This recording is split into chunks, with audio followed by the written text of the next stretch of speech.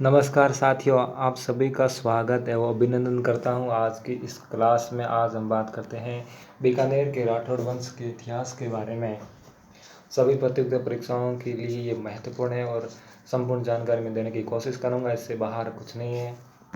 तो बात करते हैं बीकानेर के राठौड़ वंश के बारे में।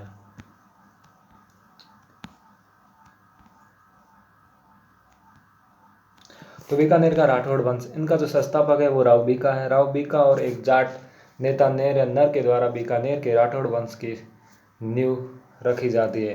राजस्थान का पहला राठौड़ वंश मारवाड़ था। राजस्थान का दूसरा राठौड़ वंश बीकानेर था। राजस्थान का तीसरा राठौड़ वंश किशनगढ़ जो अजमेर में है वो था। पहला शासक है राव बीका। इनका शासनकाल है 1465 से 1504 का। 1465 से 1504 का इनका शासनकाल है। राव बीका राव जोधा के 5वें पुत्र थे। राव जोधा जिन्होंने जोधपुर बसाया था, राव बीका इनके पुत्र थे जिन्होंने बीकानेर बसाया। और इन्होंने बीकानेर जो है ये अक्षय तृतीया पर, आखा तीज पर इसकी स्थापना की थी। और एक पुत्र थे राव सातल जिन्होंने सातलमेर की स्थापना पोखरण जैसलमेर में की थी। और एक पुत्र थे राव दूधा जिन्होंने मेड़ता की स्थापना की थी। तो राव बीका ने बीकानेर में राठौड़ वंश की नींव जो करणी माता के आशीर्वाद से 1765 या कह सकते 1767 ईस्वी में रखी थी। राव बीका ने 1768 ईस्वी में बीकानेर बसाया। 1768 ईस्वी में बीकानेर की स्थापना की थी और बीकानेर को ही अपनी राजधानी बनाया था। 2 सन मिलते हैं, 1768 भी मिलता है और 1788 भी मिलता है। बात करते हैं राव लोणकर्ण की। तो इनका शासनकाल 1505 से लेकर 1526 तक का है। बीटू सूजा ने अपने ग्रंथ जेत्सिरो छंद में राव लोणकर्ण को कलयुग का कर्ण कहा था। बीकानेर का वह शासक जिसे कलयुग का कर्ण कहा जाता है तो वो है राव लोणकर्ण। एक राव लोणकर्ण बात की जाए तो जैसलमेर के भी शासक थे। उनके समय अर्ध शाखा हुआ था 1550 में, जिन्होंने जैसलमेर का जो छतरिया है बड़ा बाकी उनका निर्माण भी इन्होंने करवाया था।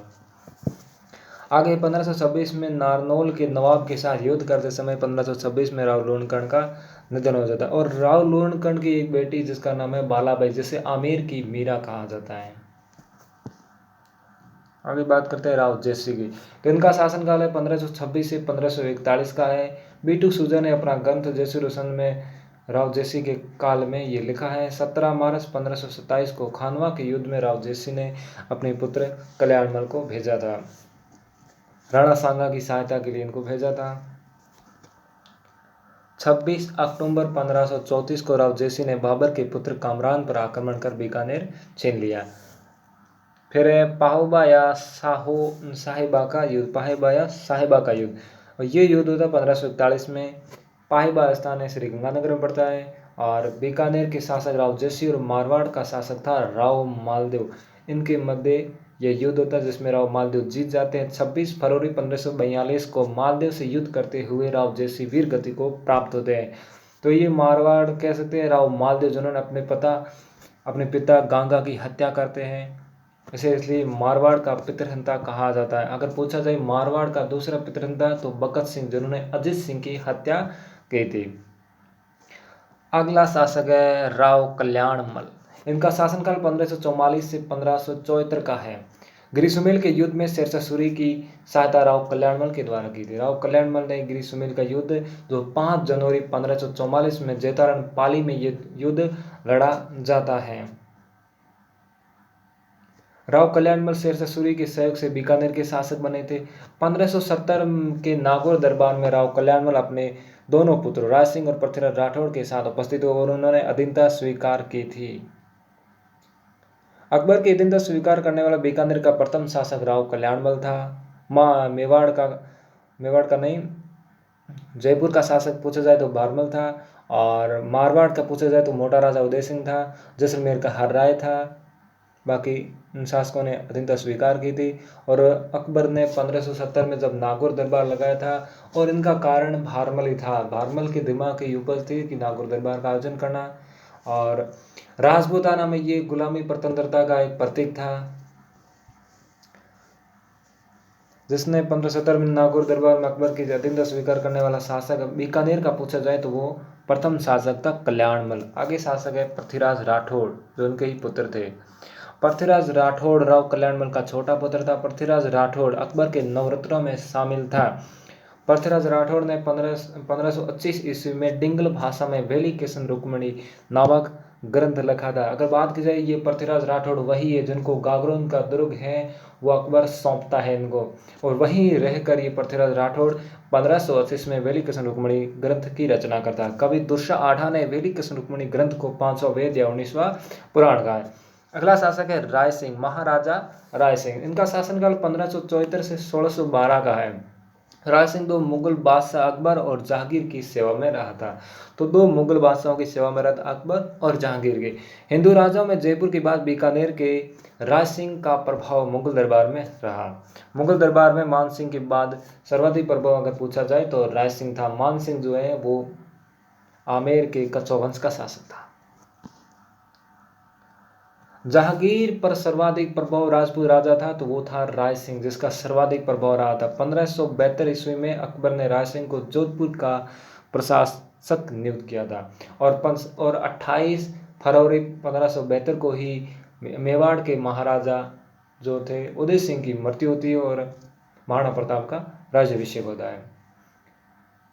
राय सिंह ने 1574 में संदरसेन से सिवाना का दुर्ग प्राप्त करने हेतु आक्रमण किया, परंतु असफल रहा। सिवाना दुर्ग जो बाड़मेर में स्थित है, वहां उसमें शासक कौन था? संदरसेन था, जिसे मारवाड़ का भूला बिसरा राजा कहा जाता है, मारवाड़ का प्रताप जिसे कहा जाता है।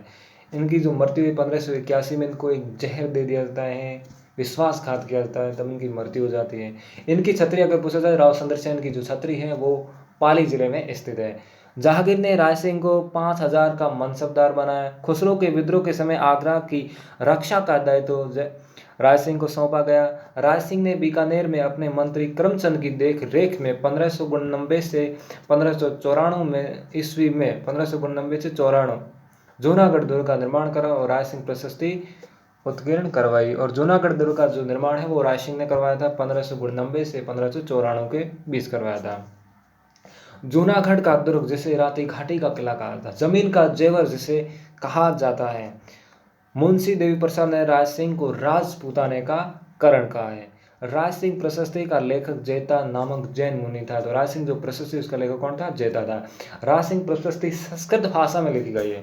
आगे बात करते हैं महाराजा दलपत सिंह। तो इनका शासनकाल है वो 1612 से 1613। ये छोटे छोटे, इनके बारे में कोई खास नहीं है। अगला है महाराजा सूर सिंह। इनका 1613 से 1631 का शासनकाल है।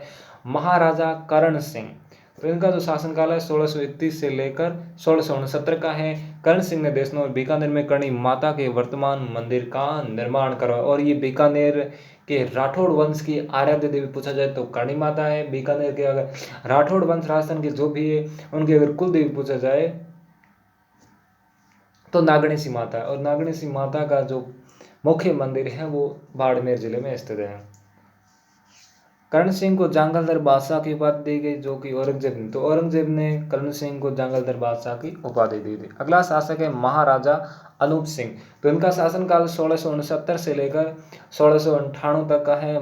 मुगल सम्राट औरंगजेब द्वारा अनूप सिंह को महाराजा और माही मराठियों की उपाधि प्रदान की गई। अनूप सिंह के दरबारी कवि भाववट ने अनूप सिंह संगीत विलास, अनूप संगीत रत्नाकर, अनूप पाकुश नामक ग्रंथों की रचना की। अनूप सिंह ने संस्कृत भाषा में अनूप सिंह विवेक, अनुबोधय और काम प्रबोध नामक ग्रंथों की रचना की। अगला शासक है महाराजा स्वरूप सिंह। इनका शासनकाल है 1698 से लेकर 1700 तक का।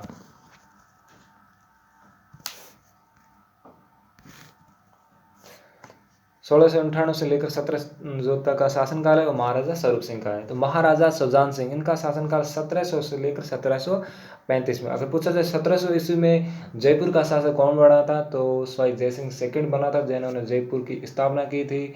18 नवंबर 1727 में स्वाई जयसिंह ने इनकी स्थापना की थी। और जिला बना था पी सत्यनारायण राव समिति की सिफारिश पर। पेयजल आपूर्ति के आधार पर जिला घोषित किया गया, तो वो जयपुर को पहले योजना बनाई कि हम जोधपुर को जिला बनाएंगे, लेकिन जोधपुर को ना बनाकर जयपुर को जिला बनाया जाता है।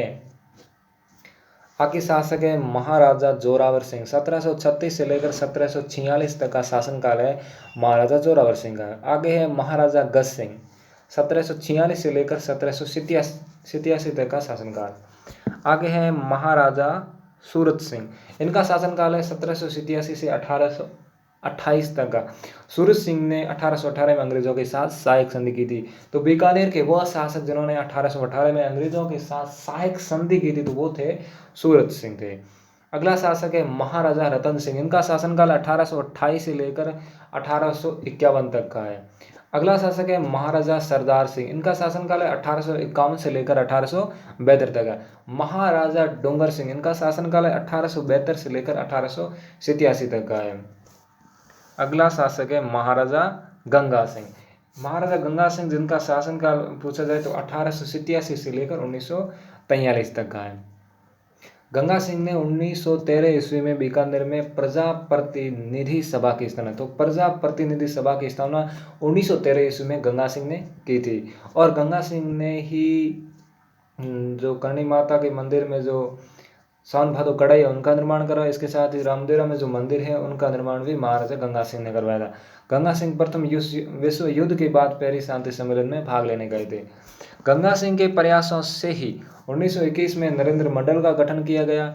नरेंद्र मंडल का गठन किए जाने के कारण गंगा सिंह को चैम्बर ऑफ प्रिंसेस कहा जाता है। गंगा सिंह 1921 से लेकर 1925 तक नरेंद्र मंडल के अध्यक्ष रहे थे।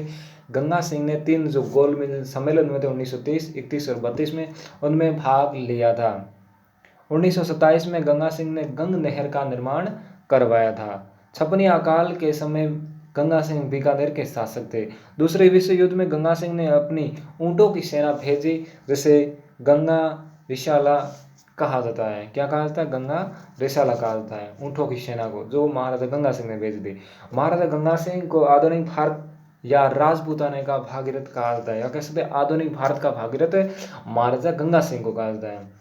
और अंतिम शासक थे महाराजा शार्दुल सिंह, शार्दुल सिंह या शार्दुल सिंह। तो ये बीकानेर रियासत के अंतिम शासक थे। आज़ादी के समय शार्दुल सिंह बीकानेर का शासक था। अगर बात की जाए करणी माता की, तो इनका जो वास्तविक नाम है वो रिधिबाई था। इनका जन्म सुवाब गांव जोधपुर में हुआ था। मंदिर देशनो बीकानेर में, इनका जो प्रसिद्ध मंदिर है वो देशनो बीकानेर में है। और मेहरानगढ़ की जो देव है नींव रखी थी वो करणी माता के आशीर्वाद से रखी थी। निर्माता कौन है मंदिर का? तो जैतर सिंह है। मेला नवरात्रा में लगता है, चैत्र नवरात्रा और आश्विन नवरात्रा में। विशेषता क्या है माता के मंदिर की? तो विशेषता है करणी माता के मंदिर को मठ कहा जाता है। करणी माता चूहों वाली देवी के नाम से विख्यात है। करणी माता के मंदिर में पाए जाने वाले सफेद चूहों को काबा कहा जाता है। करणी माता बीकानेर के राठौड़ शासकों व सार्ण जाति की कुल देवी है। करणी माता के आशीर्वाद से बीकानेर शहर की नींव 1488 ईस्वी में रखी गई। मेहरानगढ़ किले की नींव भी करणी माता के आशीर्वाद से रखी। करणी माता के मंदिर में सावन भादो नामक 2 कढ़ाइयाँ रखी गई है। अगर पूछा जाए सावन भादो से संबंधित, तो सावन भादो झील है वो अचलगढ़ सिरोही में, सावन भादो नहर कोटा में, सावन भादो महल है वो स्थित है भरतपुर में है, सावन भादो मूर्तियाँ भी सिरोही में स्थित है, सावन भादो महल डींग में स्थित है, परियोजना नहर और बांध ये तीनों सावन भादो वाले हैं ये कोटा में स्थित है। और सावन भादो अगर बाग की बात की जाए तो ये राम निवास बाग जयपुर में स्थापित है। सावन भादो झरना जोधपुर में है। सावन भादो कढ़ाई देशनो बीकानेर में। सावन मेला लगता है वो बाड़मेर में लगता है। तो साथियों आज का इतना ही टॉपिक है बीकानेर के राठौड़ वंश के बारे में, इससे बाहर कुछ नहीं जाएगा।